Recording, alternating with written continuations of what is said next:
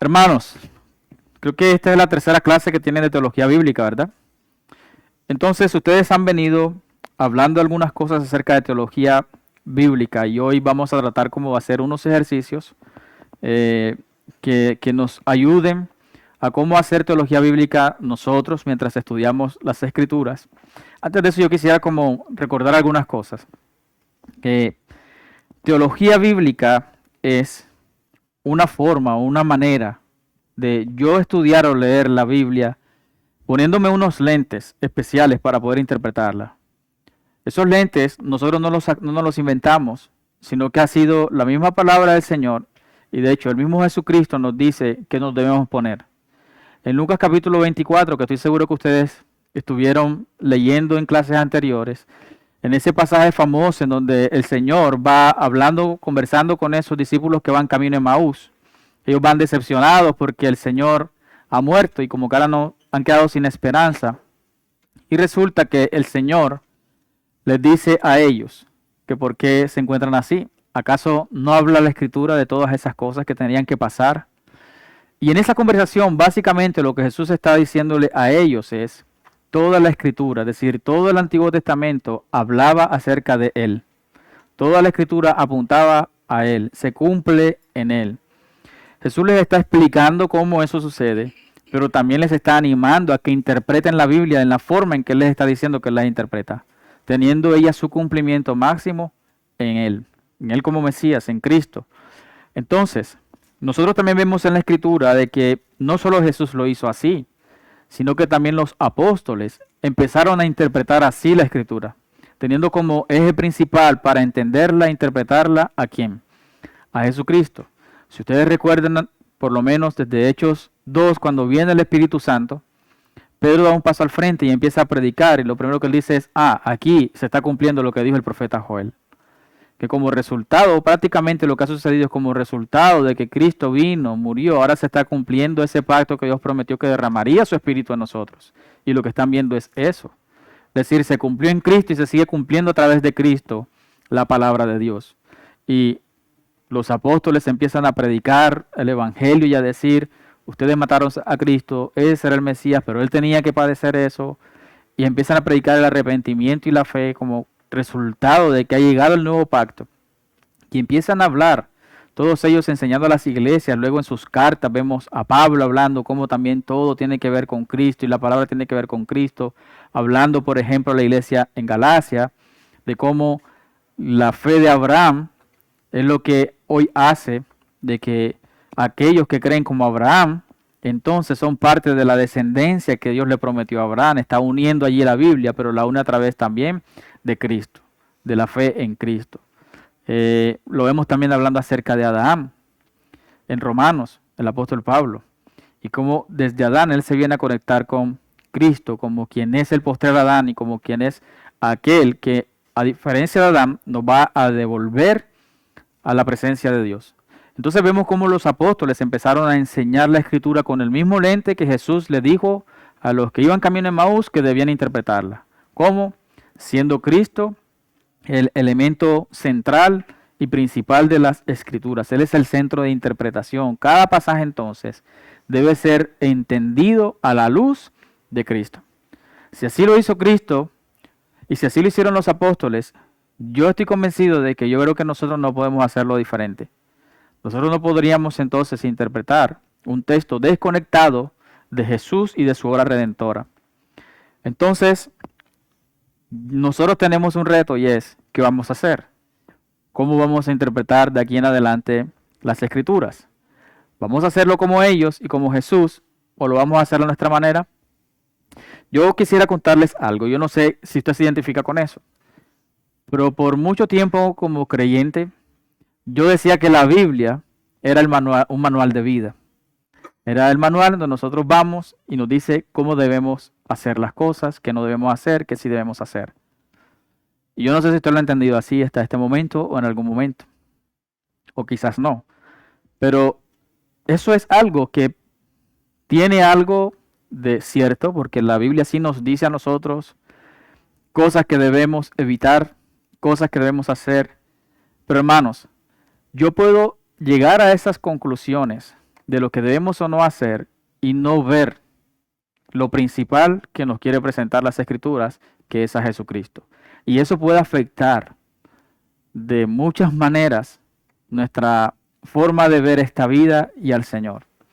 Por ejemplo, es muy fácil llegar a las Escrituras y darnos cuenta que la Biblia dice no robar, ¿cierto? Si vamos al libro de Éxodo y vemos la ley que Dios le está dando al pueblo y dice no robarás. Si nosotros estamos leyendo nuestra Biblia y dice no robarás, entonces ¿qué inmediatamente decimos nosotros? Uy, ¿robamos o no robamos? No robamos. Y sigue diciendo no mentirás. ¿Y qué decimos nosotros? Uy, entonces no debemos ¿qué? Decir mentiras. Y cuando empieza un hermano que empieza a identificar que está mintiendo, entonces vamos a eso y le decimos, hermano, recuerda, la Biblia dice, no mentirás. O a otro que esté robando y decimos, no robarás. Usualmente, así hacemos las cosas, ¿verdad? Y si tenemos a una persona que está luchando con ese pecado de la mentira, le decimos, pero mira que la Biblia dice que no mentirás, no mientas. Voy a usar una ilustración que tal vez nosotros mismos también nos identifiquemos allí, pero es algo mío. Entender la Biblia en su momento como un manual de vida hacía que cuando yo fuera a las Escrituras buscaba los mandamientos y mandamientos y mandamientos para saber qué hacía, qué debía hacer yo o qué no hacer.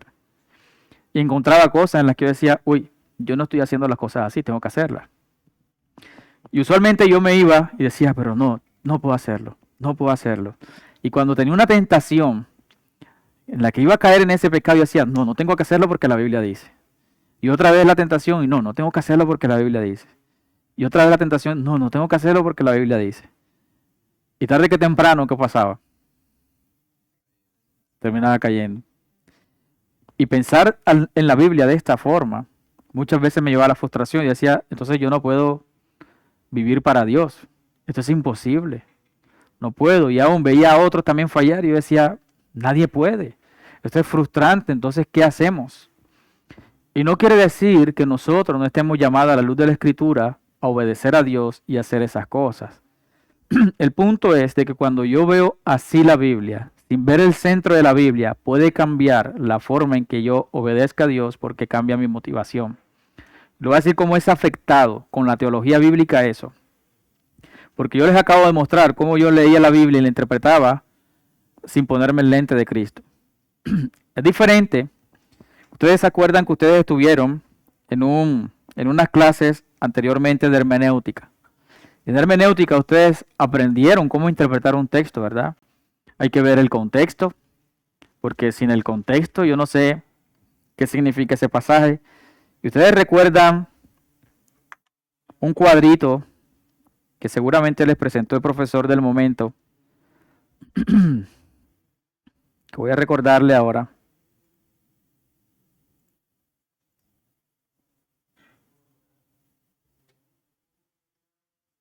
Espera un momentico aquí.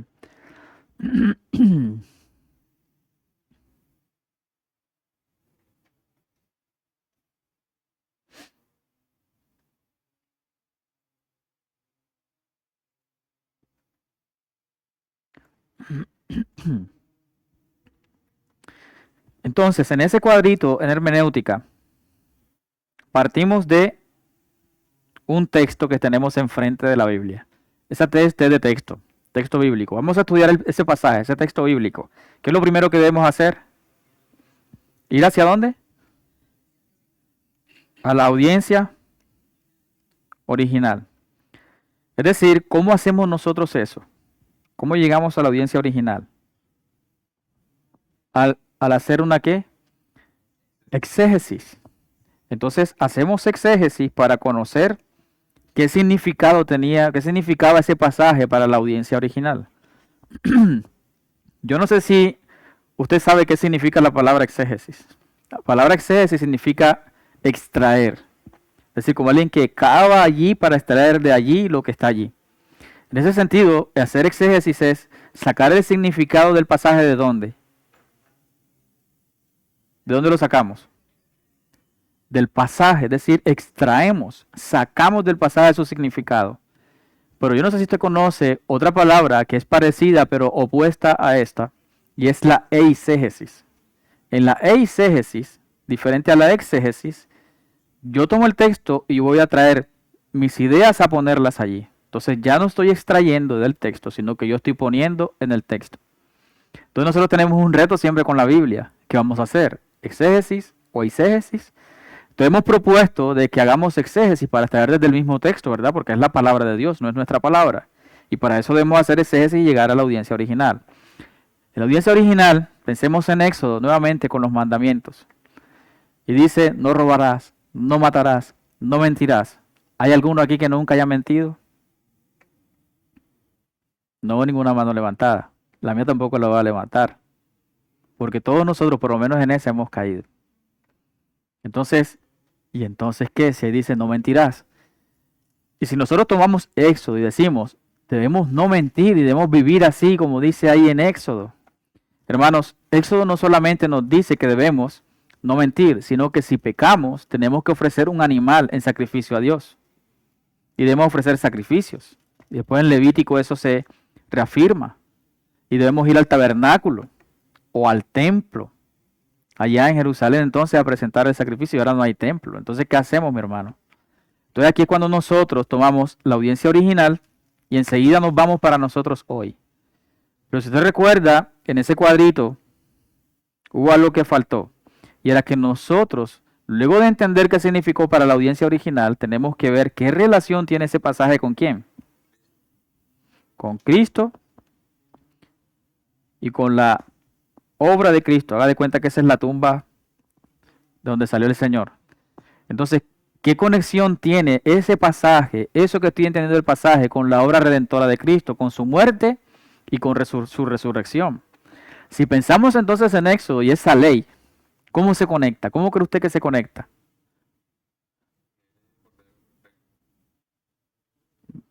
Pero pensando en Éxodo que Dios está dando la ley, no matarás, no cometerás adulterio, adorarás a Dios.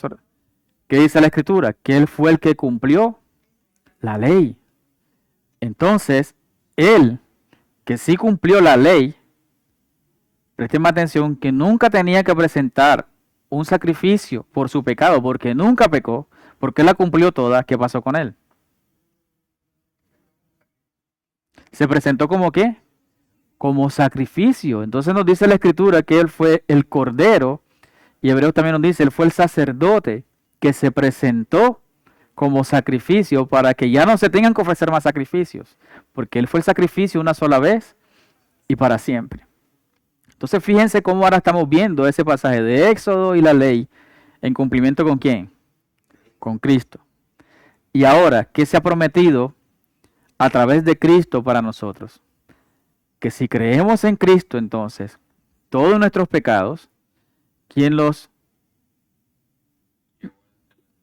Fue Cristo quien fue a la cruz, siendo el inocente, y tomó nuestro pecado, y fue el sacrificio que ahora nos limpia, si creemos en Él. Entonces aquí tenemos ahora más acertadamente formas en que podemos bajar con el no robarás, no mentirás hacia nosotros. ¿Por qué? Porque ahora podemos decir, yo he mentido, yo he robado, pero Cristo murió por esos pecados. Y si Él murió en la cruz, porque hermanos, consideremos algo, Jesús en la cruz no padeció solamente los clavos, la corona de espinas, no padeció solamente que lo abofetearan, que lo escupieran. Lo que Cristo padeció en la cruz es el castigo que tu pecado y el mío merecía. ¿Y quién ofrece ese castigo? Sino el juez justo, que es Dios. Entonces el mismo Padre lo aplastó en la cruz, como dice Isaías 53. Lo molió, lo aplastó. Entonces en la cruz, hermanos, estaba el Cordero perfecto, el que sí obedeció, el hombre perfecto, que sí obedeció, ocupando el lugar tuyo y mío, para poder saciar la ira de Dios que estaba levantada, el brazo poderoso de Dios levantado para hacer justicia sobre el pecado que tú y yo habíamos cometido, y aplastó allí a Jesús. Entonces Él murió por amor a nosotros. Y luego Él nos dio un mandamiento nuevo, dice Él. Y su mandamiento nuevo dice, amarás a Dios como con todo tu corazón, con toda tu alma y con toda tu mente. ¿Y qué más? y amarás a tu prójimo como a ti mismo. Eso realmente en el Nuevo Testamento no es tan nuevo, porque ya el Antiguo Testamento ha dicho que debemos amar a Dios así, o que el pueblo debía amar a Dios así, y que debían amar al prójimo así como a sí mismo. ¿Saben qué es lo nuevo en esa expresión de Cristo? De un mandamiento nuevo les doy, que Él le suma a eso, como yo los he amado. Eso es lo nuevo en el Nuevo Testamento o en el pacto de Cristo con nosotros, que amemos a otros como Él nos amó. Entonces fíjense cómo al pasar nosotros, el que Él haya cumplido la ley y que se haya sacrificado por nosotros en ese cumplimiento de la ley, tal vez nos motiva diferente ahora a no robar, a no mentir, a no cometer adulterio de la siguiente forma. Y ya no es diciendo, oye, no, aquí dice que no cometas adulterio, no cometas adulterio, porque cometes adulterio, porque mientes. Sino que ahora decimos, Él me amó tanto, que Él fue a la cruz a padecer la ira de Dios que yo merecía. Él siendo Dios se encarnó, dejó su trono en el cielo para venir humilladamente a decir, voy a morir por ti. Qué expresión de amor. Y si Él me amó así, entonces Él me dice que ama al prójimo, así como Él me ha amado, entonces ¿yo qué voy a hacer? ¿Voy a robar? Ya no voy a robar porque la palabra dice no robes, sino, ¿cómo voy a robar si mi llamado es amar al prójimo como Él me amó? Y Él antes que robarme, Él me dio generosamente vida eterna, salvación, perdón. ¿Cómo yo voy a aprovecharme de otra persona que ha trabajado y ha comprado, no sé, ha obtenido esto con el sudor de su frente para yo quitárselo? Entonces voy a amarlo como Él me amó. No cometas adulterio porque la Biblia dice no cometas adulterio. Es diferente a yo decir, ¿cómo voy a cometer adulterio? Cuando Cristo mismo se entregó por mí y me amó y murió para darme perdón y salvación, ¿cómo yo no voy a amar a mi esposa al punto que prefiero serle fiel? Y así mismo aplíquelo con cualquier mandamiento. Pero miren cómo el conectar con Cristo y su obra redentora es diferente en la aplicación para nosotros hoy de la palabra de Dios. ¿Sí lo estamos viendo, hermanos? Entonces la teología bíblica, hermanos, yo considero que es importantísima para que nosotros estudiemos e interpretemos las Escrituras. Fíjense, quisiera presentarles esto, hermanos. La teología bíblica nos ayuda a entender las Escrituras y a vivir las Escrituras. ¿Por qué? Porque en el ejercicio que yo les dije de cuando decimos, es un manual de vida simplemente que nos dice, haz esto, no lo hagas. Y nosotros vivimos así. Eso es como un carro. La obediencia es como un carro. Pero imagínense cuando decimos, no adulteres. La Biblia dice, no lo cometas. Y yo me voy con ese peso, no puedo cometer adulterio, no puedo cometer adulterio. Y una tentación y no puedo cometer adulterio. Ese carro lo estoy moviendo, ¿saben cómo? Yo lo voy empujando. No, sigue avanzando en el camino. ¿Y qué va a pasar tarde que temprano? Me voy a cansar. Pero es diferente cuando digo, Cristo murió por mí y padeció la ira de Dios en la cruz. ¿Cómo yo no voy a amar de esa misma forma a mi esposa? A negarme a mí, a mis deseos, a mi naturaleza pecaminosa para amarla a ella, así como Cristo me amó. Entonces ya el carro yo no lo voy empujando, sino que más bien el Evangelio hace que me suba en el carro y ese es el que va llevándome, haciendo que funcione el motor y voy caminando así para Cristo. Si vemos la diferencia, hermanos. Ahora, ¿cómo esto le da importancia a poder aprender a hacer teología bíblica? Mucho. La teología bíblica entonces no es algo que se queda aquí, no es que se debe quedar aquí en la esfera del conocimiento, ni tampoco en la esfera técnica de ir a la Biblia y hacer ciertas cosas para entenderla bien y decir, mire, yo lo entiendo mejor y es Cristo. No, es como eso transforma incluso mi propia vida. Entonces fíjense, si nosotros enseñamos así la palabra a otros, si la estudiamos así para nosotros, ¿no creen ustedes que sería mayor la transformación? Porque recuerden que el poder del Evangelio es para salvación, pero también para transformarnos a imagen de Cristo. Y por eso Cristo es central, porque al final, ¿quién entonces es digno en las Escrituras? ¿Somos nosotros? No, es Cristo. Y por eso debemos predicar y proclamar es a Cristo. Porque a quién necesitas tú, yo y todos los demás es a Cristo. ¿Quién debería motivarnos a todos nosotros a obedecer? Es ver a quién. A Cristo. Si ustedes miran las escrituras en el Nuevo Testamento, ¿hay algunos de ustedes que hayan leído de manera completa la carta a los Efesios, por ejemplo? Levante su mano. Que hayan leído, por ejemplo, también Colosenses completo. Usualmente en esas cartas nosotros vemos a Pablo dedicar por lo menos la mitad de la carta, a veces hasta un poco más Romanos, por ejemplo, a veces hasta más de la mitad, hablándonos acerca de cómo Cristo se ha sacrificado y ha dado todo para salvarnos, cómo nos salvó Cristo. Y después de eso es que viene el apóstol Pablo usualmente a decirnos, a raíz de eso, entonces ustedes, esposos, amen a sus esposas, esposas, sométanse a sus esposos. El que es empleado, trabaje y hágale el bien a su empleador. El empleador trate bien a su empleado y estas cosas. Estoy poniendo en términos para nosotros hoy, pero el lenguaje es esclavos y amos.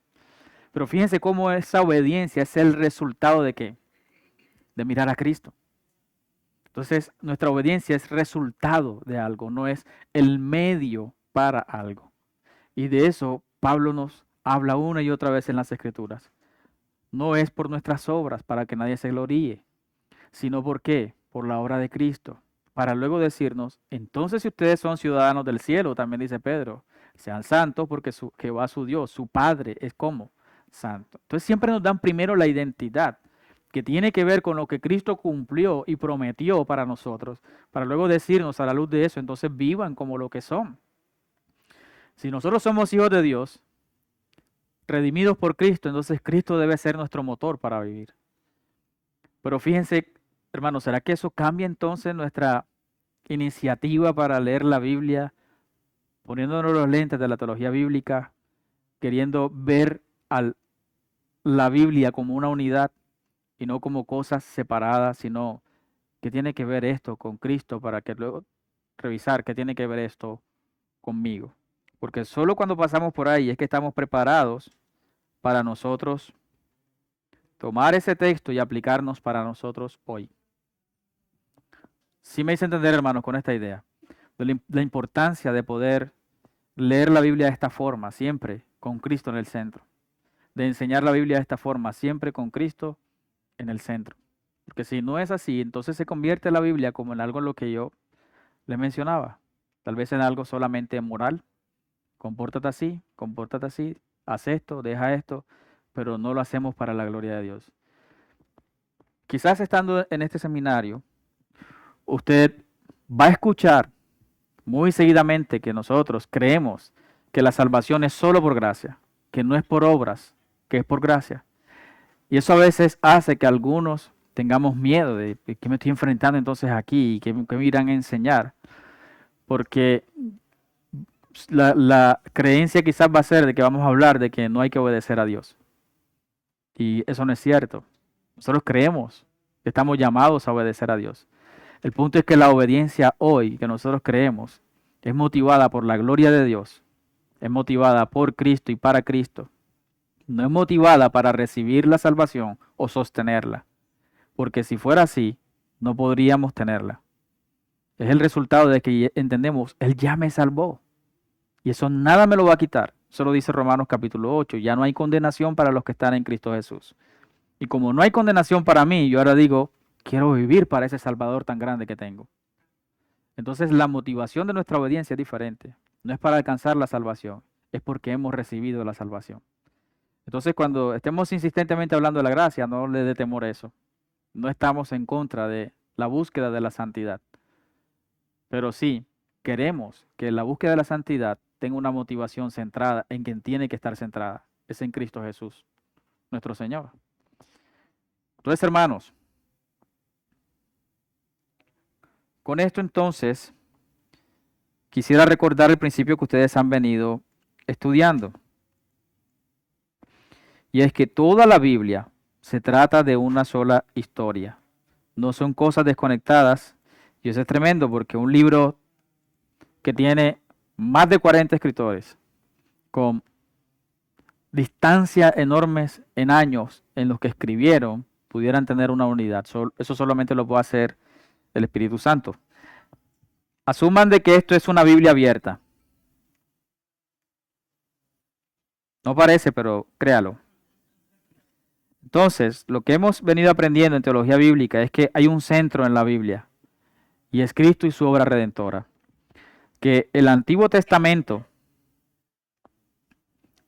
habla de quién? De Cristo. Y el Nuevo Testamento también.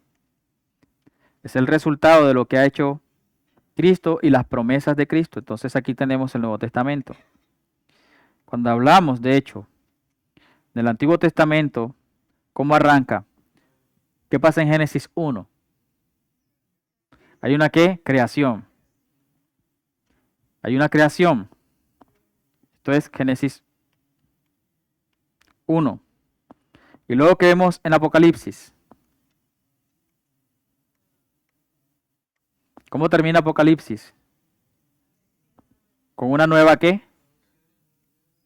Una nueva creación. Entonces, hay una unidad en toda la Biblia.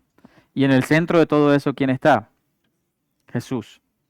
Desde la salida, expulsión del Edén, de ese espacio perfecto en la presencia de Dios, hasta volver a un espacio perfecto con Dios en la nueva creación. Todo eso, gracias a quién? A Cristo. Y por eso Él dice, yo soy el cumplimiento de todas las cosas. Interpretemos la Biblia de esa forma. Enseñémosla de esa forma. Entonces, yo creo que con esto podemos ya avanzar un poquito en la oración lo que vamos a hacer hoy. Porque estoy seguro de que usted dirá, sí, tenemos que leer la Biblia de esa forma, pero ¿y cómo lo hago? Y puede quedar para ustedes como que ustedes que son profesores del seminario y han hecho cursos seguramente. No, hoy queremos presentarles quizás una forma sencilla en la que usted puede unir la Biblia y cada vez que usted se acerca a las Escrituras poder hacerlo. Hay muchas formas en que nosotros deberíamos aprender a conectar la Biblia. Realmente en estas clases de teología bíblica no estamos haciendo una profundización en teología bíblica, pero no queremos dejarlos como que sin una forma práctica de cómo hacerlo. Y la idea es que podamos hacerlo hoy. Entonces, hermanos, yo quisiera decirles de que dentro de esos temas que unen la Biblia, nosotros podríamos ver tres que usualmente se podrían conectar a través de cada historia que vamos viendo en la palabra de Dios, que son como muy esenciales, de hecho, en todo lo que vemos en las Escrituras, y que facilitan, como dice aquí, la forma en reconocer cómo el plan de Dios se va desplegando desde Génesis hasta Apocalipsis, encontrando lógicamente su cumplimiento final en la persona y en el reinado de Cristo. Y básicamente son tres cosas, o tres conceptos, que usted ahorita se los voy a presentar y luego hacemos algunos ejercicios. Son tres conceptos: rey, reino y pacto. Que ténganlos ahí en mente. Entonces vamos a ver el primero, rey. ¿A qué nos referimos con rey? Hay dos maneras de identificarlo. Aquí estoy hablando de cuando vamos a un pasaje, lo vamos a poder ver de alguna u otra forma. Entonces hay dos maneras de identificar en un pasaje al rey. ¿Por qué? Podemos ver a Dios como el rey o también verlo como el rey prometido. Entonces, cada pasaje lo va a presentar de alguna u otra forma, aunque también nosotros podemos acercarnos. Ahora, hay pasajes donde no vamos a encontrar la expresión rey ahí, o el rey prometido, pero a veces también vamos a encontrar, por ejemplo, los enemigos del trono, o enemigos del rey. Por ejemplo, nosotros vemos en Génesis 3, primera parte, un enemigo de ese rey. ¿Quién es? La serpiente. A lo largo de la historia del pueblo de Israel vamos a ver, por ejemplo, reyes de naciones enemigas que se levantan en contra del pueblo. También vamos a encontrar naciones que se levantan contra el pueblo. Y si seguimos llevando la conexión hasta adelante, vamos a ver enemigos y personas que quieren de alguna manera ser como reyes o usurpar el trono. Y Dios demuestra allí que ellos no son el rey. Entonces vamos a ver también como enemigos de ese trono y cómo el pasaje nos ayuda a ver que Dios es el rey. Por ejemplo, Cuando nosotros leemos libros como el libro de Daniel, ahí se nos habla de algunos reyes, por ejemplo, Nabucodonosor. ¿Qué quería hacer Nabucodonosor antes de que reconociera a Dios como el soberano? Él hace una estatua, por ejemplo, y que dice, arrodíllense. Arrodíllense delante de mi estatua. Y el que no lo haga, ¿para dónde va? ¿Y qué pasa allí? ¿Pudo él contra el pueblo de Dios? Ni en el foso de los leones, ni en el horno de fuego pasó nada al pueblo de Dios. Porque, ¿qué nos está mostrando Daniel? Es que él no es el rey. No se menciona que Dios es el rey. Pero sí podemos ver quién es el rey. En Egipto también, Faraón. Deja ir a mi pueblo para que me adoren en el desierto. No estamos viendo tan claro a Dios como rey, pero ¿qué hace Faraón? No. ¿Qué dice Dios? Bueno, voy a mostrarme a ti y a las naciones a través de ti. Entonces se muestra a Dios como rey. Y bueno, ahorita miraremos algunas cosas más acerca de esto, pero el rey es un tema que nosotros vamos a ver en unidad en toda la Biblia, y no solamente en las historias, sino que, ¿por qué es importante? Porque al final, nosotros vemos que en el final de la historia, pensemos en una película que ya usted se sabe, usted ha visto que hay películas que empiezan como que con la escena final y luego desarrollan la historia. Nosotros hoy podemos ver la escena final de la película, porque Apocalipsis nos las cuenta. Cristo volverá, a los que han creído en Él, Él los salvará, y a los que no creyeron en Él, los juzgará, y vendrá su juicio eterno y salvación eterna, para unos y para otros. Entonces solo hay dos caminos, y Él será el Rey, ahora que reinará sobre su pueblo. Entonces eso tiene que ver con el cumplimiento de las cosas, y por eso estas tres cosas las vamos a ver. Entonces no solamente rey, sino reino. ¿A qué nos referimos con reino?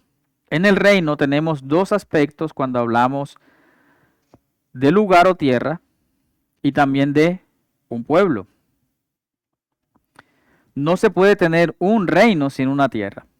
¿O sí? Se necesita una tierra. Pero además también, ¿qué se necesita? Un pueblo. Entonces se necesita una tierra y se necesita un pueblo. Si falta alguna de ellas, no se tiene un reino.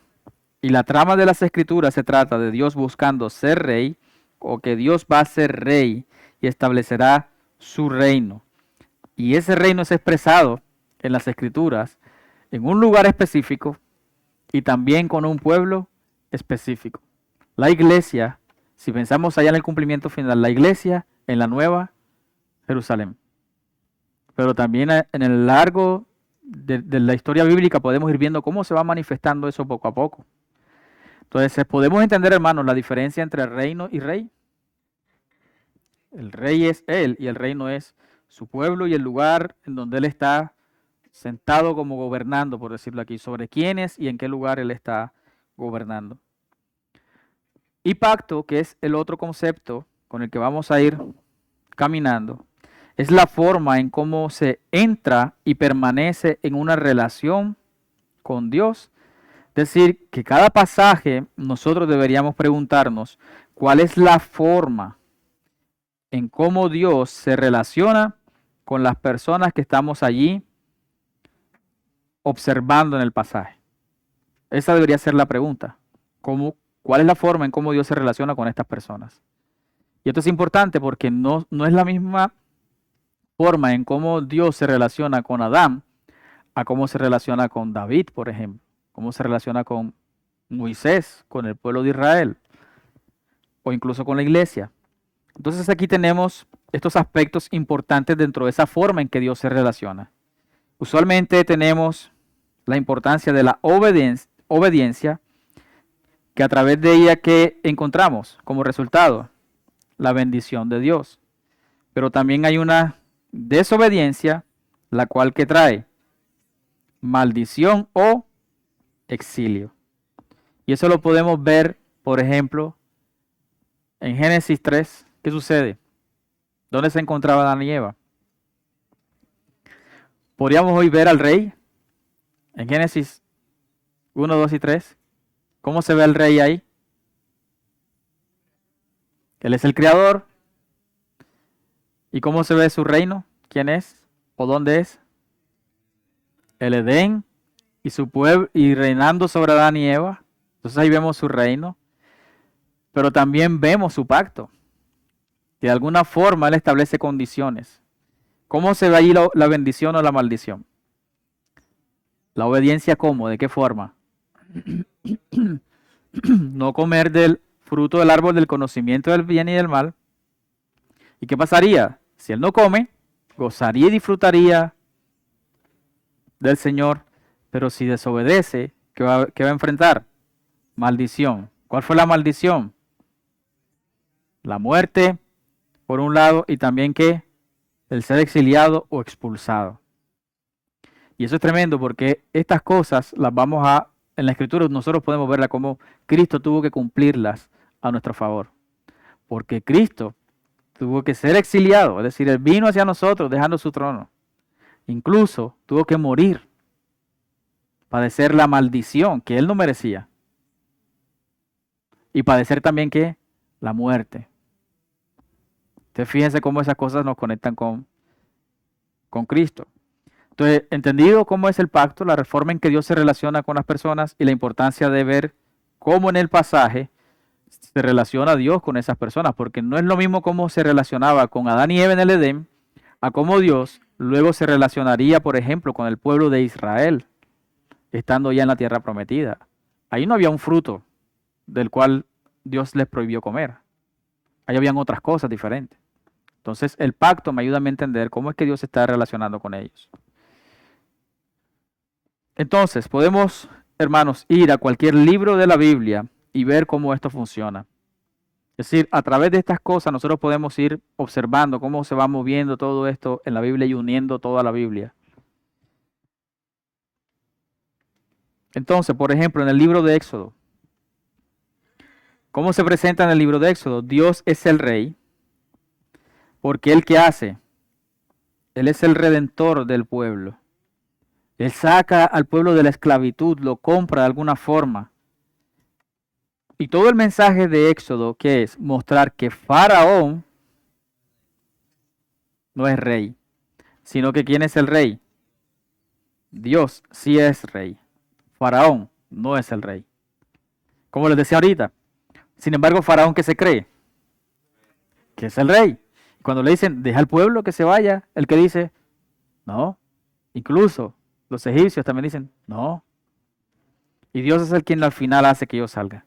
Entonces, la meta de Dios, hablando del reino ahora, la meta de Dios es hacer un pueblo. Y él habla ahí de sacerdotes, que ellos serían una nación santa, un reino de sacerdotes, y llevarlos hasta dónde? Hasta una tierra prometida. En el Éxodo todavía no están en la tierra prometida, pero hay una promesa y hay también un mover de Dios de llevar ese pueblo hacia la tierra prometida, hacia Canaán. ¿Y cuál es el palacio o el trono, la forma en que se ve ese rey reinando allí? ¿Qué tenemos allí? El tabernáculo. Termina el Éxodo diciéndonos que ¿qué vino sobre el tabernáculo? La gloria de Dios, la chequina de Dios. Es decir, como que Dios llegando a sentarse en ese palacio como un rey, a reinar. Y es tremendo porque ya ahora la forma en que se relacionan, fíjense, es interesante, ya no es como en el Edén, en donde disfrutaba Adán de la presencia de Dios, sin problemas, hablaba con Dios. Ahora aquí, en el lugar donde está Dios, no puede acceder al pueblo. Accede solamente el sumo sacerdote una sola vez al año a ofrecer el sacrificio por todos ellos. Pero hay un límite todavía, porque vamos caminando hacia la Nueva Jerusalén. Entonces el pacto, como Dios es el rey, hablando del libro de Éxodo, ¿cómo se ve allí? Él tiene el derecho de establecer qué cosa, sus leyes. ¿Y qué vemos en el libro de Éxodo? El que les da una ley. Y él les dice, así es como ustedes tienen que vivir como pueblo mío que son.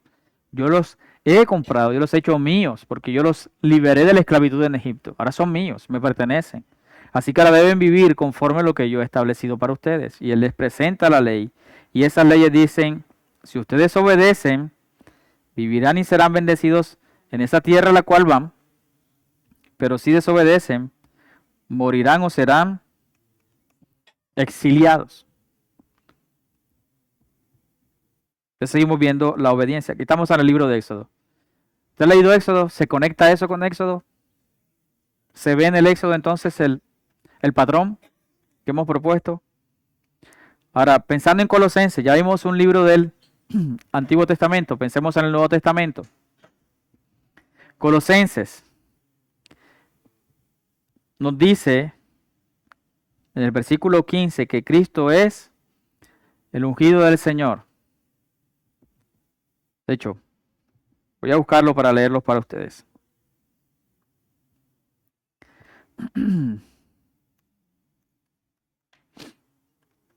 Dice el versículo 15 de Colosenses 1, Él es la imagen del Dios invisible, el primogénito de toda la creación.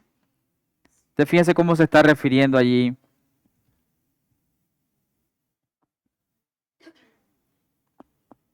el apóstol Pablo. ¿Cómo se ve Jesús allí? Como el primogénito de toda la creación. Y este título, nosotros si empezamos a estudiarlo en Salmos, nos está haciendo referencia al principal rey de todos los reyes. Por ejemplo, el Salmo 89, 27, usted puede revisarlo. Se está refiriendo entonces Pablo a Cristo como que es el rey sobre toda cosa creada, sobre todos los reyes. Y estamos hablando de una carta ¿a quiénes? A los colosenses. ¿Y qué es los colosenses? La iglesia, es decir, el pueblo de Dios, ya no el pueblo de Israel, sino la iglesia. Y en esta carta nosotros podemos ver que prácticamente Pablo le está diciendo que como ellos fueron salvados por Cristo, redimidos por Cristo, perdonados gracias a Cristo, ¿Cristo ahora qué es? El rey de todos ellos, porque ellos son ¿qué? Su pueblo. Él los compró con su sangre derramada para el perdón de sus pecados, con su sangre derramada para sellar un nuevo pacto con ellos de que ahora son suyos. Entonces, debido a que son su pueblo, ¿qué se espera? Que amen a sus esposas, que las esposas se sometan a sus maridos, que el trabajador haga esto, que el padre haga esto y que vivan de esta forma entre ustedes incluso. Es decir, ahora, ¿qué debe hacer la iglesia? Responde a la luz de ese nuevo pacto en obediencia a Cristo, a lo que Cristo espera o demanda de ellos. Entonces fíjense que se ve nuevamente el rey, el reino y también ¿qué cosa? El pacto. Es la forma en que se están relacionando. Aquí la forma en que se relacionan es, ustedes son la comunidad del nuevo pacto, establecido en Cristo por su muerte en la cruz, entregando su cuerpo, derramando su sangre.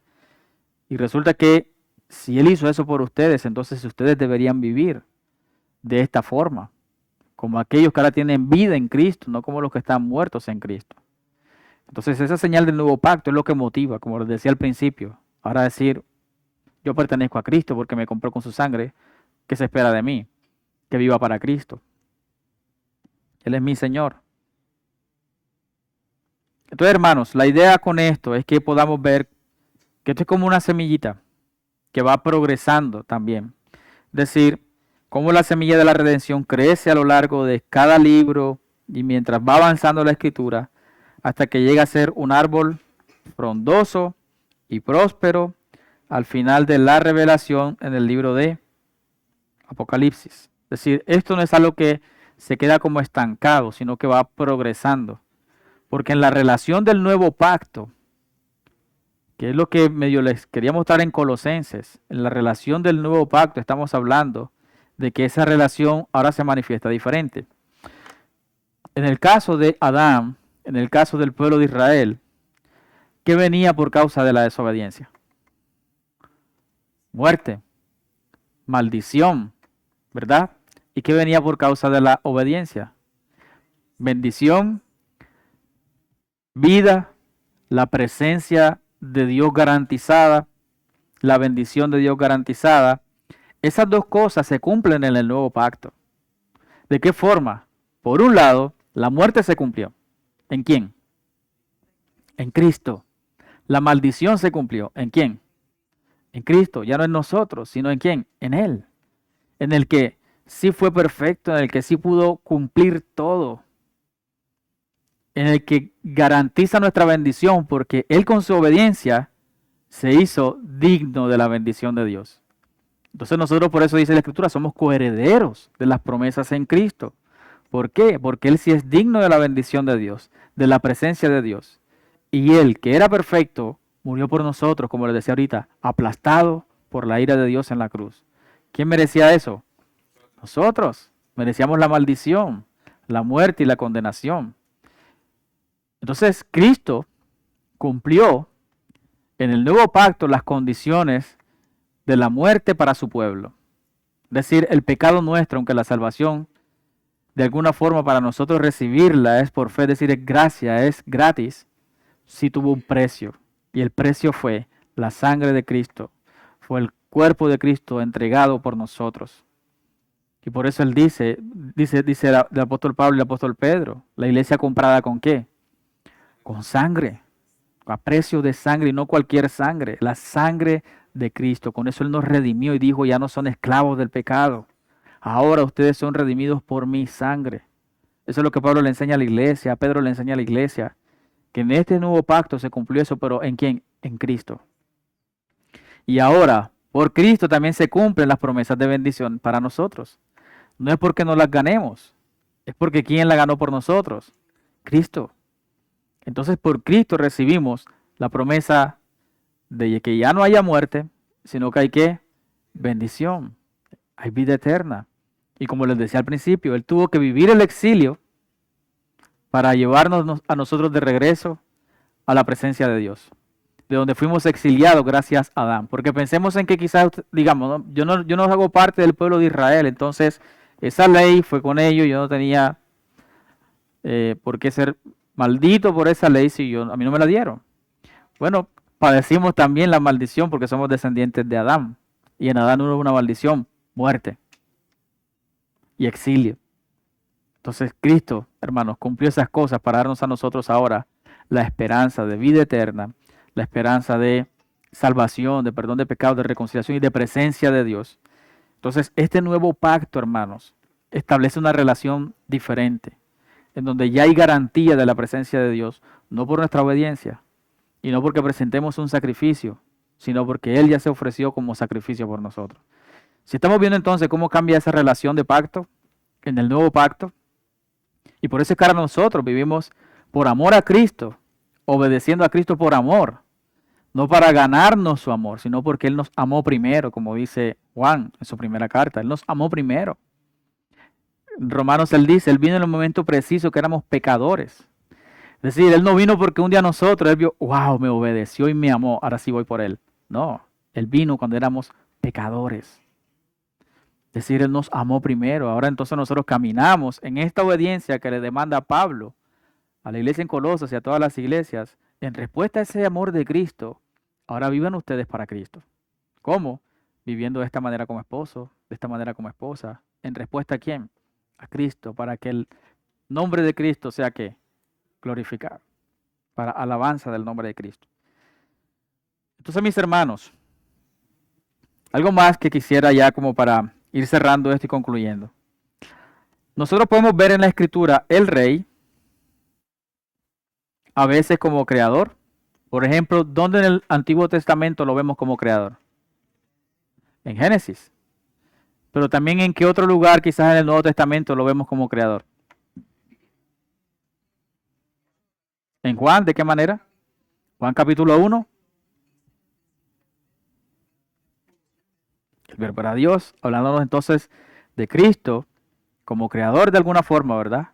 Ahora, si miramos por ejemplo también Pedro y el autor de Hebreos habla de que Él nos creó, hablando de la iglesia, nos creó por el poder de su palabra.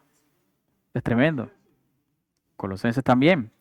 Ahorita veíamos ese pasaje de Colosenses. Entonces, podemos verlo tanto en el Antiguo como en el Nuevo Testamento como creador, ¿verdad? Pero algunas otras veces lo veremos como redentor. Como aquel que está comprando a un esclavo y sacándolo de la esclavitud, pagando el precio que se necesitaba para que fuera libre y ahora haciendo lo suyo. ¿Cómo lo vemos en el Antiguo Testamento eso? Por ejemplo, en el Éxodo, con Egipto, sacándolos de allá, siendo Él el redentor de ellos.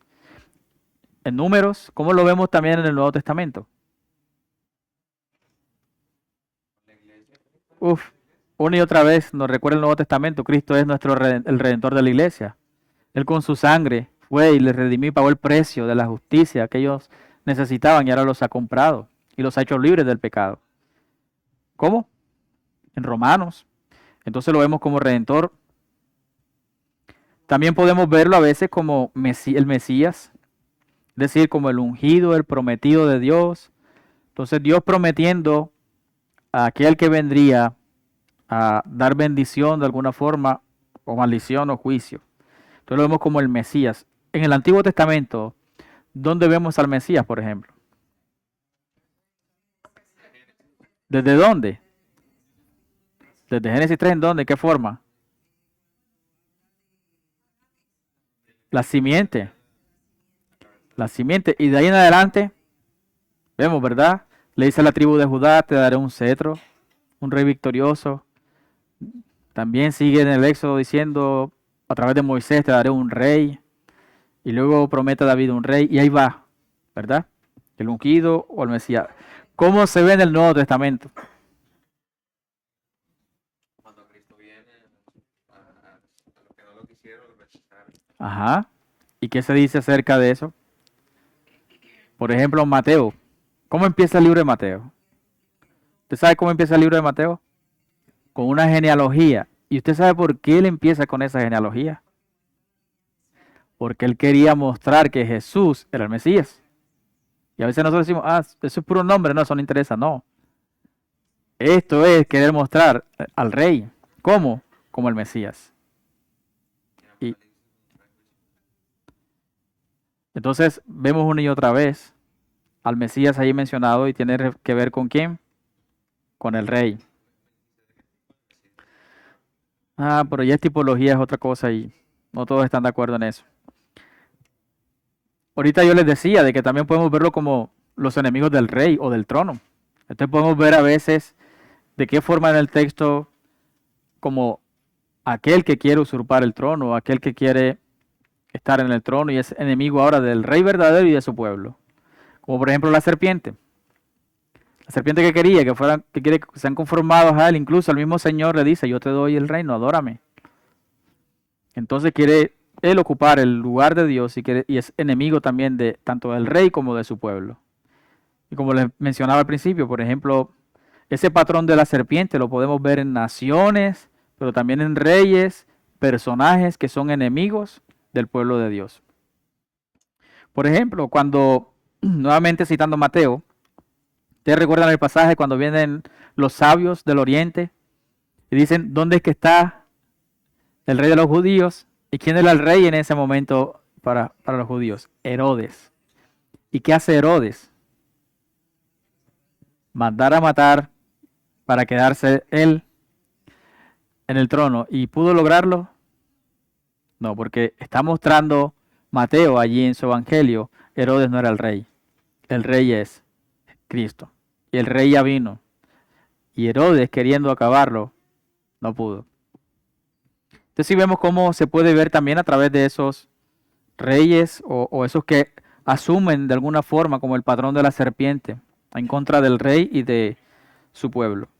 También lo vemos, podemos conectar en los reyes falsos o en esos reyes malvados que podemos ver a lo largo de la historia del pueblo. Por ejemplo, cuando nosotros vemos a Saúl, ¿qué vemos en Saúl? ¿Un buen o un mal rey? Un mal rey. Un rey desobediente. Un rey perverso, ¿verdad? Y nosotros podemos decir ahí, entonces el pueblo, Dios le había prometido un rey y necesita un rey, pero ese rey no puede ser Saúl, sino que estamos a espera de un mejor rey que Saúl. Y Cristo es un rey diferente a Saúl. Cristo es un mejor rey que Saúl. Entonces, aún en esos reyes perversos y malvados, podemos decir, él no era el rey. Estamos a espera de un mejor rey y ese no es. Aún incluso esto podríamos considerarlo con el mismo David. ¿Para cuántos aquí David es un héroe? Decimos, David venció a Goliat. Tuvo fe. Y es chévere hablar de la batalla de David con Goliat.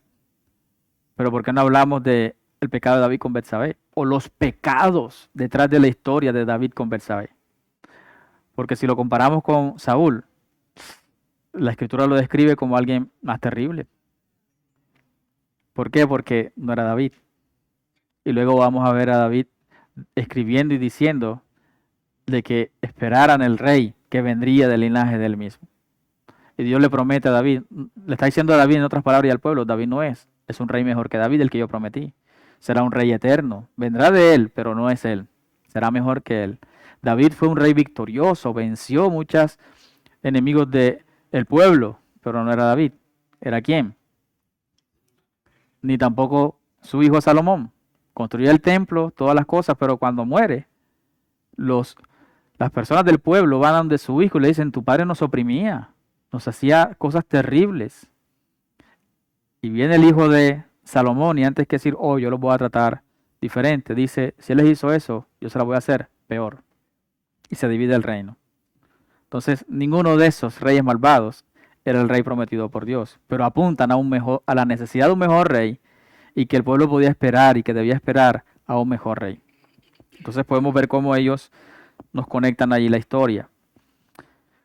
Eso en cuanto a rey, pero entonces en cuanto a reino, tenemos también otras formas en que lo vemos en las escrituras. Creo que ahorita ya hablamos acerca de la tierra prometida, ¿verdad? Podemos verlo con Canaán, cuando ellos van a entrar a conquistarla, pero también cuando fueron exiliados de Canaán, que iban a volver, pero también en el Nuevo Testamento hay una promesa para la iglesia. ¿Cuál es? De hecho, es el cumplimiento de la tierra que Dios tenía para su pueblo, que no era allá en Jerusalén, sino cuál es la Nueva Jerusalén. Es el momento en que vuelven a la presencia de Dios su pueblo de manera perfecta, como en el Edén. Entonces vemos la tierra prometida. También el tabernáculo. Nosotros vemos a Dios como quien se sienta ahí para reinar en medio del pueblo. Y es tremendo porque nosotros en Juan capítulo 1, que cita ahorita la hermana, dice de que Él vino y estuvo entre nosotros. Pero esa palabra ahí que dice que habitó entre nosotros en nuestras versiones, realmente es la palabra tabernáculo. Es decir, Cristo vino como rey aquí, pero lo rechazaron. Y luego también se expresa de que ahora, así como al tabernáculo vino también con su presencia ¿dónde? En la iglesia.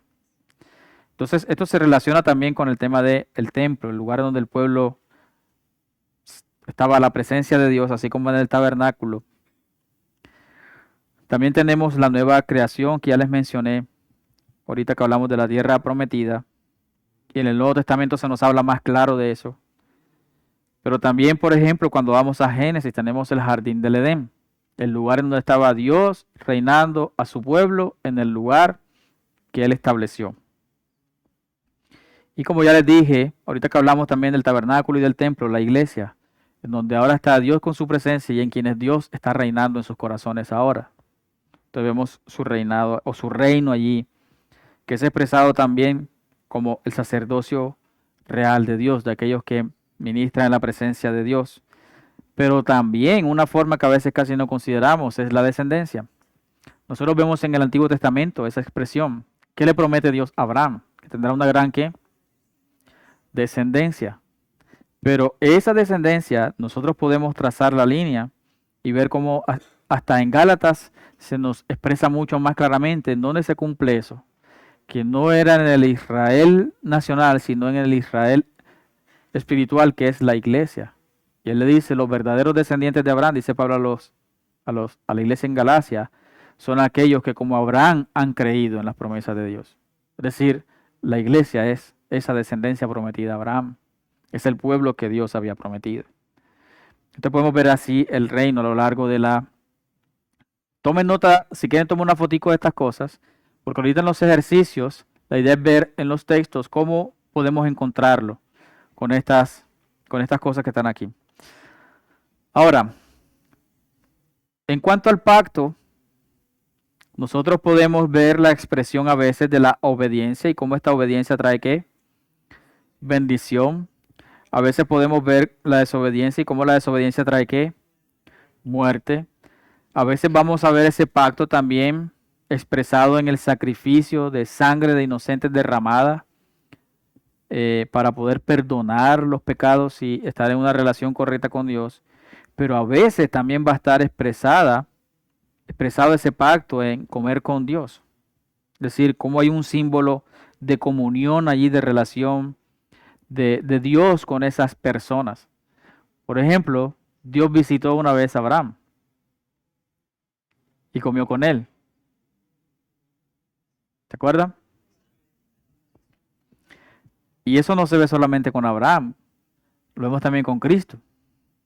Cristo come con ¿quiénes? Con sus discípulos. Y es tremendo, hermanos, porque piensen en esto, que en su última comida de Jesús con los discípulos, Él toma el pan y la copa y Él dice, ustedes hagan esto en memoria de mí y coman recordándome a mí. Pero lo come que cada quien en su casa. Eso es importante. Fíjense cómo, hermanos, yo quisiera aquí hacer un paréntesis y aprovechar esto para decirles cómo la teología bíblica debe transformar tanto nuestro entendimiento, tanto de la Biblia, de Dios, de mi relación con Él, pero también de mi relación con los hermanos, con la iglesia. Es decir, cómo veo yo hoy la iglesia. Porque lo que está diciéndonos, o sea, a través de esa señal de la comunión es, Dios tiene comunión con su pueblo a través de comer. Y Él dejó una señal de cómo Él se muestra también al mundo a través de cómo la iglesia celebra esta ordenanza de la Santa Cena. Y yo no sé si usted lo ha pasado, pero nosotros usualmente entendemos la cena como algo personal mío con Dios y no estamos considerando de que es algo también con quién, con el pueblo de Dios. Es una señal de comunión con Dios, de los que tenemos comunión con Dios y los unos con los otros. Porque somos su pueblo. Entonces Dios salvó un pueblo y eso es importante. ¿Y por qué? Miren, piensen en algo. Es justo en la carta a los Corintios, que es una carta de exhortación, como dando bofetadas a la iglesia por desorden, por un montón de cosas. Pablo exhortando y exhortando a esta iglesia por su desorden. Y es justo en esta carta, en donde Pablo habla un poco acerca de cómo debería ser la cena, celebrada la cena en medio de una iglesia local. Pero justo lo está explicando en medio de una exhortación porque la iglesia, por un lado unos, con abundancia se emborrachan y comen hasta estar embriagados, mientras otros están por allá sin nada que comer. Es decir, está exhortándolos a cómo como iglesia está viviendo cada uno por su lado de manera egoísta, interesado solamente en sí mismo y no en los demás. Es decir, ahí había división, había orgullo. Él está diciendo, la cena, recuerden, es una señal de la comunión del pueblo de Dios. Entonces, yo quisiera aprovechar esto para hacerle pensar a usted cómo el entender estas cosas, hermanos, nos ayudan incluso a apreciar al pueblo de Dios.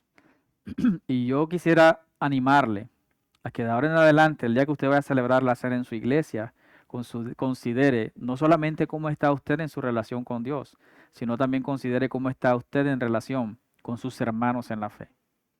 Que no esté usted hablando mal de un hermano, que no esté usted chismeando de un hermano, que no esté usted con resentimiento con un hermano, porque esa es la comunión con Dios, reflejada a través de la comunión los unos con los otros. Y eso es tremendo. Como aquí, de hecho, estoy hablando también de cómo ese comer con Dios une la Biblia, porque ¿qué ha prometido también Cristo para su segundo regreso? Un gran banquete. ¿Con quiénes? Con lo mismo que usted hoy también celebra la cena en su iglesia. Entonces, hermanos, consideremos la iglesia como la ve el Señor. Amémosla como la ama el Señor. Tengamos comunión con ella como el Señor tiene comunión con ella. Entonces, el comer con Dios, pero también vemos a veces el exilio, que también podemos verlo en los juicios de Dios e incluso hasta llegar al juicio prometido del infierno para muchos, como una señal del pacto, porque ¿por qué hay exilio o por qué hay infierno? Por desobediencia. Pensemos en que es claro para el antiguo pacto, pero ¿por qué en el nuevo pacto hay infierno? Porque hay muchos que van a rechazar la forma en que pueden ser justos ante Dios. Y la única forma de ser justos ante Dios es a través de la fe en Cristo. Eso es lo que dice el nuevo pacto. Y por eso él mismo dice, el pasaje que nos gusta predicar, de que de tal manera amó Dios al mundo, que dio a su Hijo unigénito, para que todo aquel que en él crea no se pierda, sino que tenga vida eterna. Y a veces no seguimos avanzando en lo que dice el pasaje.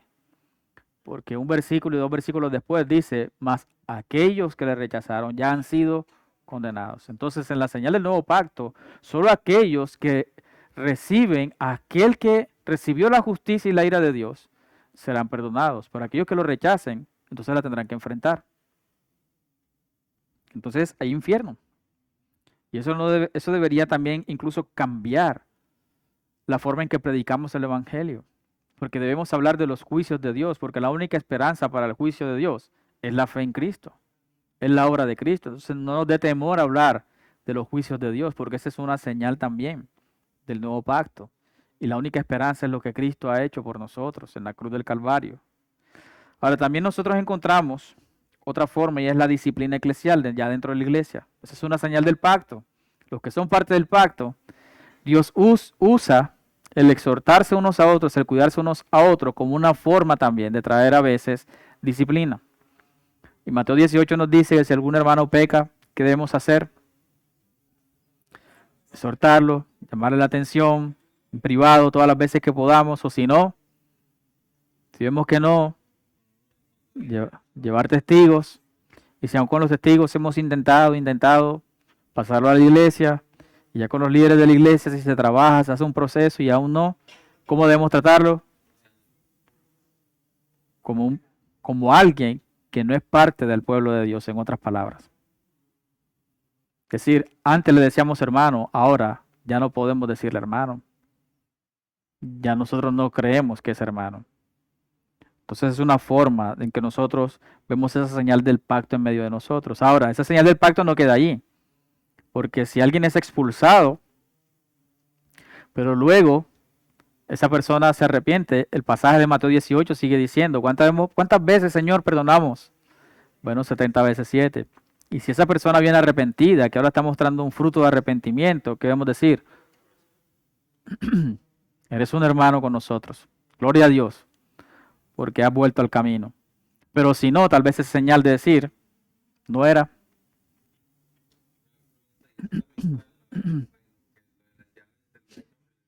Si hago ya ahora. Entonces, también nosotros vemos, y tal vez este término va a ser nuevo para muchos. Realmente nosotros, muy poco se nos enseña en nuestro contexto acerca de la membresía. Pero las iglesias del Nuevo Testamento usualmente identificaban quiénes eran y quiénes no eran sus miembros. Es decir, no todo el que iba a la iglesia era miembro de la iglesia. Y piensen en lo siguiente.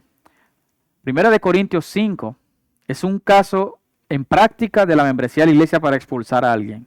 Y Pablo ahí dice, saquen al que está en medio de ustedes, expúlsenlo. Y habla también del juzgar los que están dentro y que Dios es el que se encarga de juzgar a los que están fuera. Entonces, ¿cómo podemos expulsar a alguien de algo sin que antes primeramente no haya sido incluido?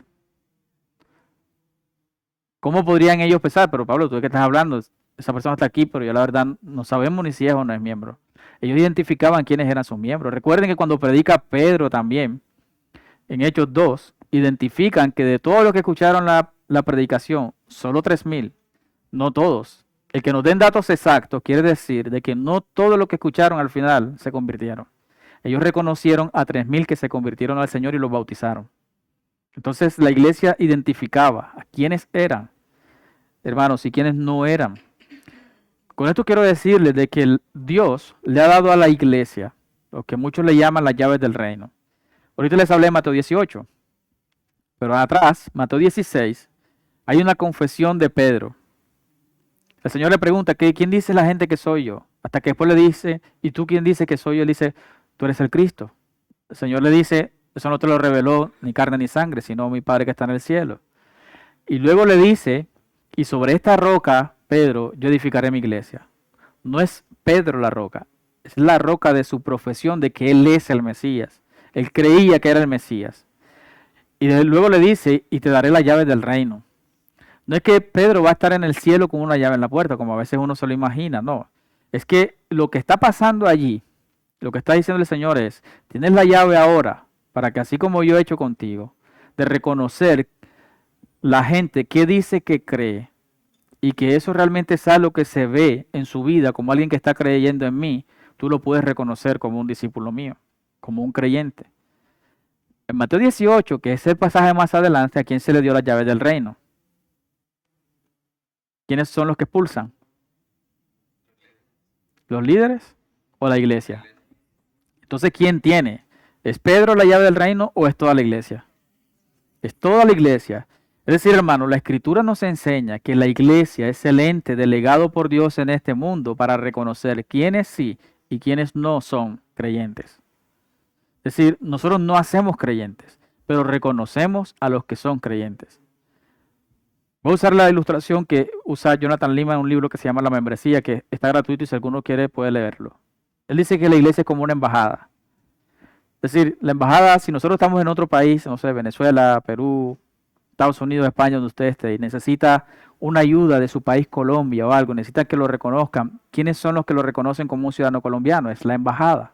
Y la embajada le pone el sello. Sí, sí es colombiano. No, no es colombiano. Entonces la iglesia es así. La iglesia, todo en su conjunto, es la que puede decir en una comunidad, una iglesia local, la que puede decir, creemos que es cristiano. Su profesión de fe tiene que ver con lo que vive y está confesando y su profesión de fe es correcta. Es decir, evalúa lo que profesa, pero también al que profesa. Y le reconoce, es un ciudadano del cielo. Pero también puede desconocer cuando en su caminar hay evidencia de que es un corazón duro, no se arrepiente, parece que no es, y por eso viene el proceso de disciplina. Entonces, por un lado reconoce, pero por otro lado también, ¿qué hace? No lo reconozco. Lo tratamos ahora como alguien que no es un hermano. No desprecio, sino no puedo pensar que es un creyente porque su comportamiento me hace pensar de que no es cristiano. Entonces fíjense cómo es el reino también el Nuevo Testamento, expresado a través de la membresía y de la disciplina. En el cielo, eso es Tito, de las, de las, ujú, de las viudas. En el cielo tendremos comunión con el Señor, también esa es una forma de ver el pacto. Y el arrepentimiento y fe también es una forma en que luce el nuevo pacto. En el libro de Jeremías se nos presenta de que el pueblo de Israel es terco, terco, no se arrepiente, no se arrepiente y no quiere volverse a Dios, no quiere volverse a Dios. Y luego viene el capítulo 30 hasta el 33 a mostrarnos una promesa de Dios, en donde se expresa que Dios hará un nuevo pacto con ellos, en donde ahora estará su ley en sus corazones y ellos serán su Dios. Entonces, ¿qué está diciendo Dios en ese nuevo pacto prometido? Que les dará a ellos el arrepentimiento y la fe en Él, como no lo tenían hasta ese momento. Entonces, el nuevo pacto, nosotros podemos ver esto, el arrepentimiento y la fe como una señal de ese pacto.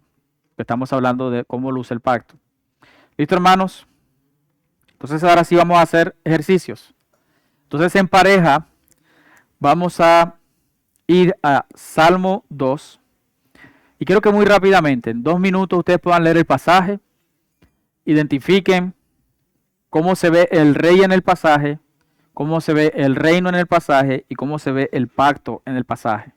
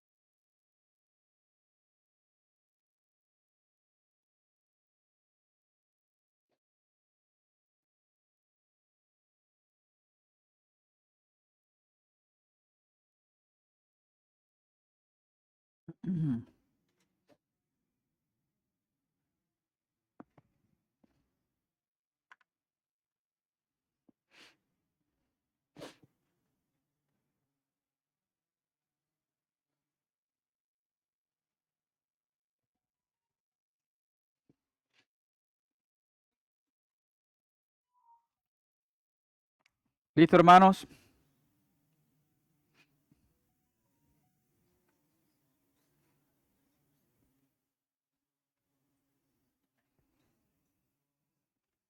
¿Cómo se ve el rey en el texto? ¿Cómo? ¿Qué dice? Ungido. El ungido, ¿verdad? Que dice que los gobernantes conspiran juntos contra el Señor y en contra de su ungido. Exacto. Entonces,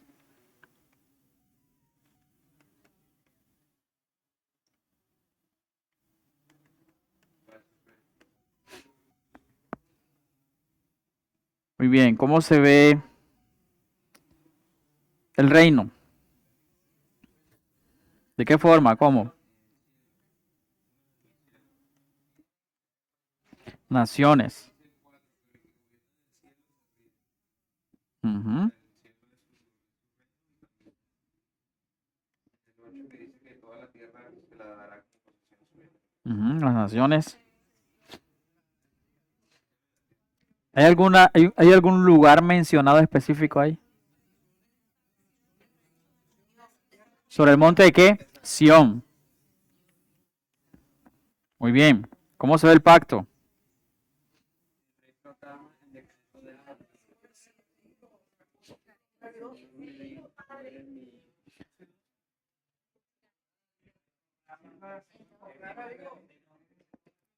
Que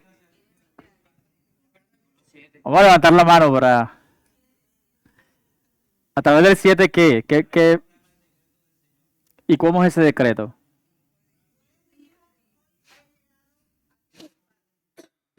Ok, pero ¿cómo se vería pensando en la tablita el pacto? ¿Cómo se ve el pacto? Es decir, servir, obediencia.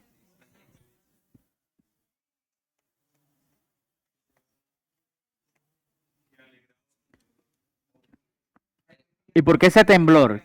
¿Qué también está prometiendo él? Juicio. A unos juicios y también. Entonces fíjense con estas cosas. Mi propuesta es la siguiente. Con el Salmo 2. Y tiene que mucha relación con lo que ustedes encontraron. Dice, el rey escogido por Dios es el Hijo de Dios. ¿Quién? El ungido, que en contraste con quienes, con los reyes y gobernantes de la tierra, que quieren rebelarse contra Dios y contra quién, contra su ungido.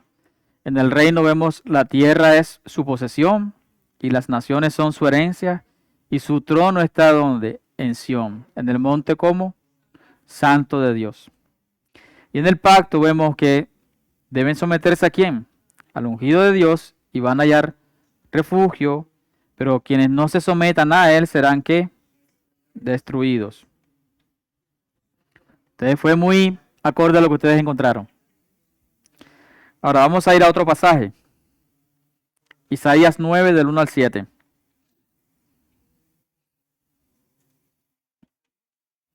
9 del 1 al 7.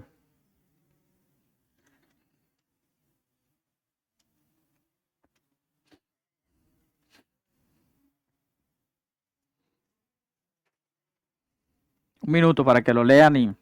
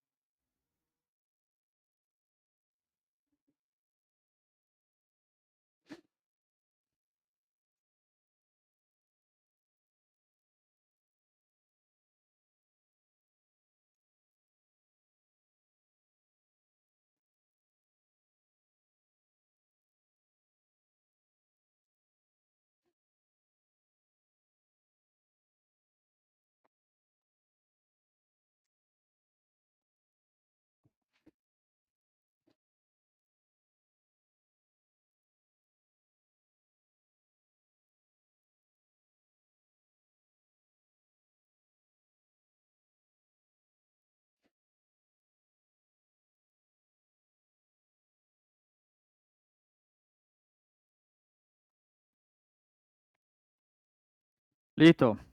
¿Cómo ven ahí el rey? Pero quién es ese príncipe de paz? El niño.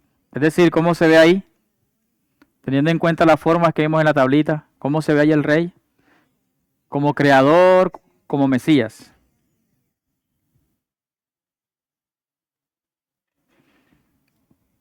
Muy bien. De hecho, es descendiente de David, ¿verdad?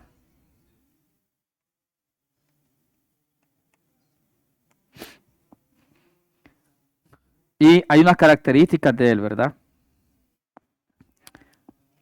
Ahora, ¿cómo se ve el reino? ¿Cómo se ve el reino?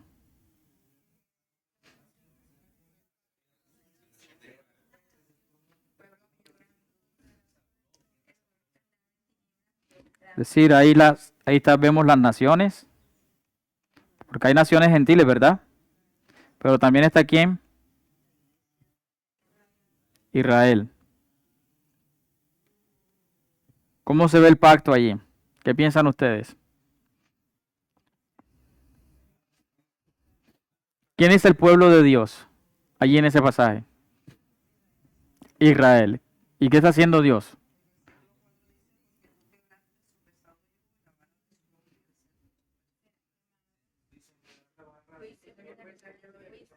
Libertará porque están alegres. Entonces, ¿qué se espera de ese pueblo a la luz de ese rey que Dios está prometiendo? Obediencia. Entonces, obediencia, por decirlo así, sumisión al rey.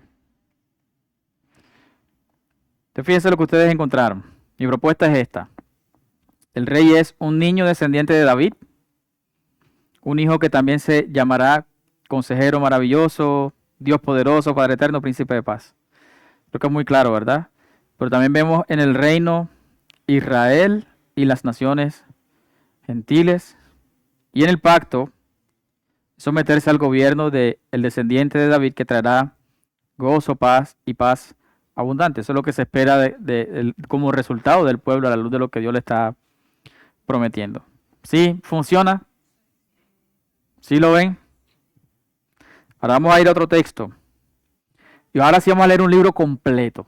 Todos los capítulos de Abdías. En un minuto vamos a leerlo. Así que vayan a Abdías. Es un profeta menor. Antiguo Testamento. Y van a leerlo todo.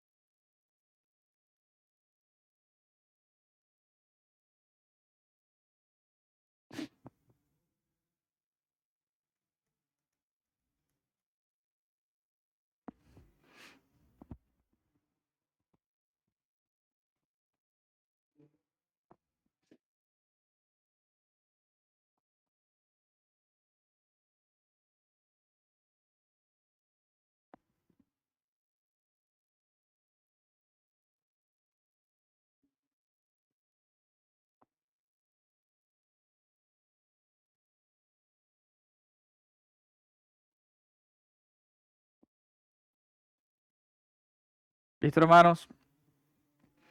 ¿Alguien tiene algún versículo en donde vea muy claramente el rey?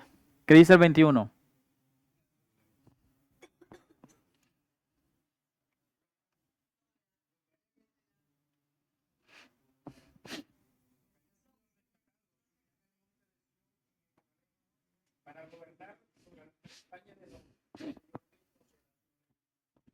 El Señor mismo será su rey. Creo que el versículo es muy diciente, ¿verdad? Ya no tenemos que darle tanta vuelta. El Señor será rey. O Jehová, dice algunas versiones. Ahora, reino. ¿Hay algún lugar o alguna forma en que veamos allí el reino? ¿Qué versículos?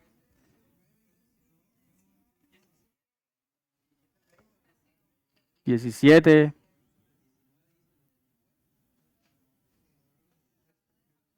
¿Cómo? ¿En qué versículo?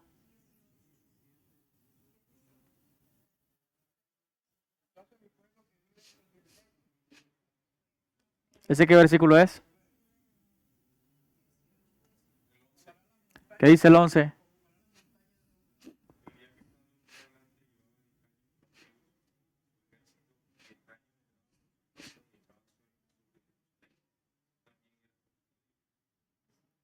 Ok. ¿Alguien más tiene alguna otro pasaje en donde se vea reino?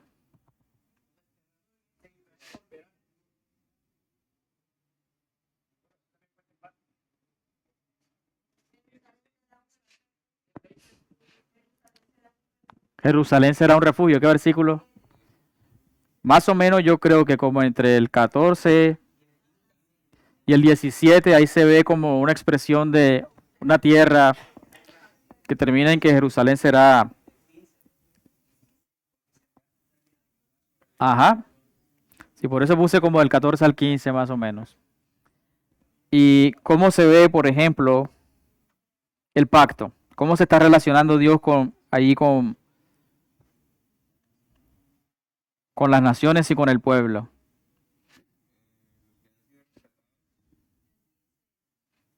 subirán al monte de Sión. Es decir, que está hablando algo como restauración para.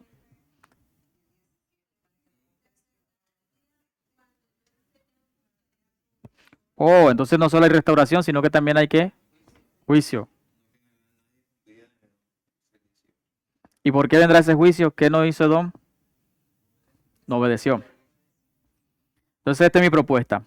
Versículo 21 nos dice que el Señor mismo será rey. En cuanto al reino, el monte de Sión es un refugio. El pueblo de Dios tendrá las tierras y posesiones de Edom, Filistea, Efraín, Galat, naciones gentiles, como herencia, y así el reino de Dios se seguirá expandiendo. Versículo 13 hasta el 16.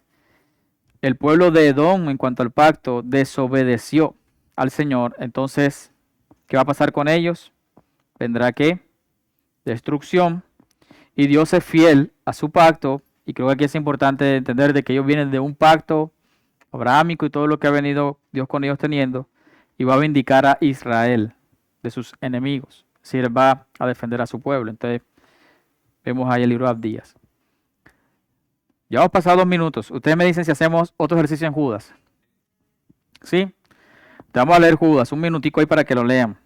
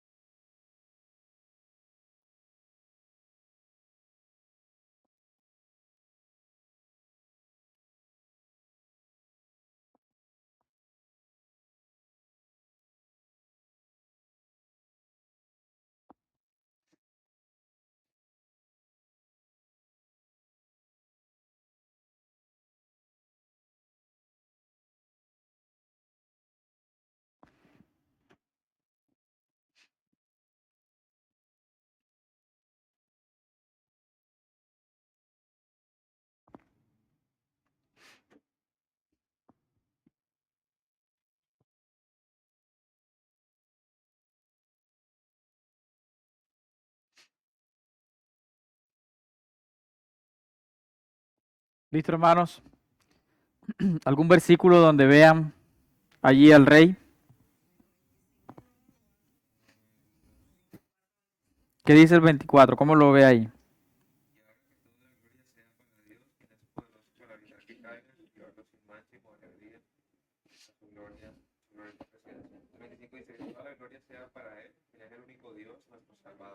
Ujú. O sea, ¿sería el 24 o el 25? Y antes de eso, en el 4, ¿verdad? ¿Cómo se ve? ¿Quién es el rey ahí entonces?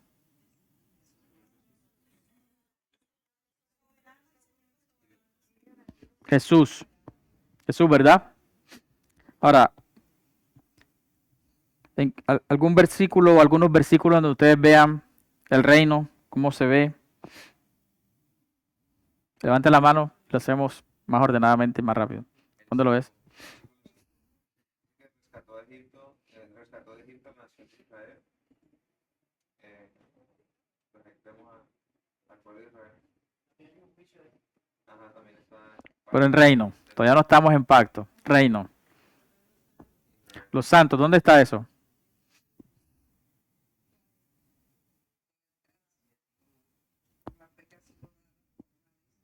En el 3. Entonces, por un lado habla en el 3 de qué. ¿Cómo lo describe? Dice amigos. Los que han creído y los santos, ¿verdad? Es decir, los creyentes.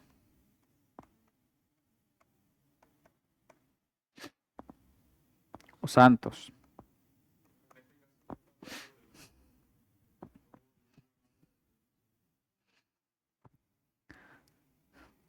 Pero en el reino estamos tratando de ver en dónde él está gobernando.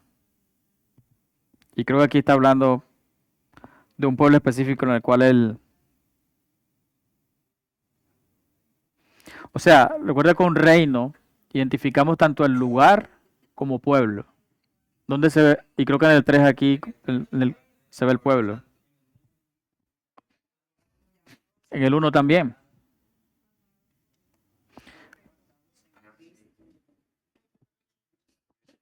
Dios Padre, quien nos ama y nos protege, nos cuida de Cristo.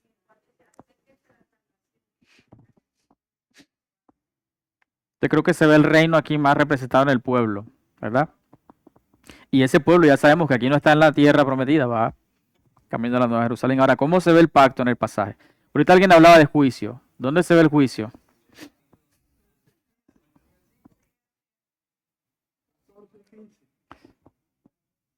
¿14 y 15?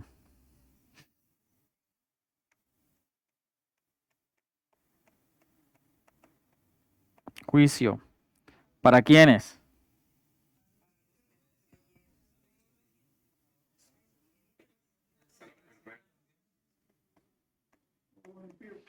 ¿Desobedientes o impíos? ¿Y solamente se ve juicio? ¿En qué versículos? Ujú. ¿Qué dice el 23?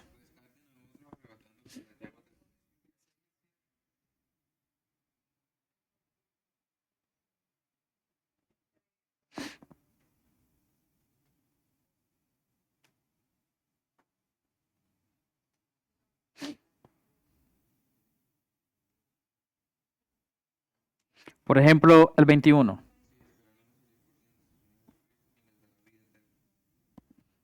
Ahí se ve más claro el pacto, ¿verdad? En el 3.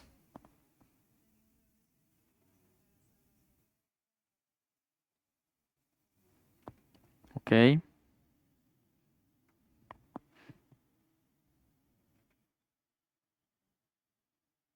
21 y 3.